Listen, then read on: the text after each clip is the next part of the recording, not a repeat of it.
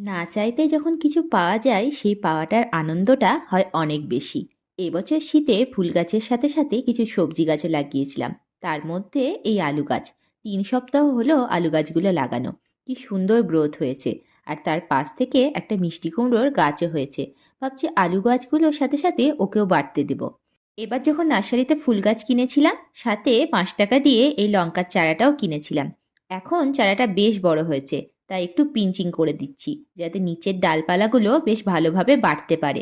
এই সেই জিনিস যেটা আজ না চাইতেই আমি পেয়েছি। সেদিন হনুমানে যখন আমার রক্তগাঁদা গাছের সব ফুলকলিগুলো খেয়ে গিয়েছিল, আমার খুব মন খারাপ হয়েছিল। কিন্তু আজ এই টবে কোথায় থেকে একটা রক্তগাঁদা গাছের চারা হয়েছে। এখন একে নতুন জায়গায় বসাতে হবে। তার জন্য একটা ছোট্ট গ্রো ব্যাগ নিয়েছি। গ্রো ব্যাগটায় খানিকটা মাটি দিয়ে চারা গাছটাকে বসিয়ে আরও খানিকটা মাটি ওপর থেকে দিয়ে একটা ছায়াযুক্ত স্থানে রেখে দিয়েছি।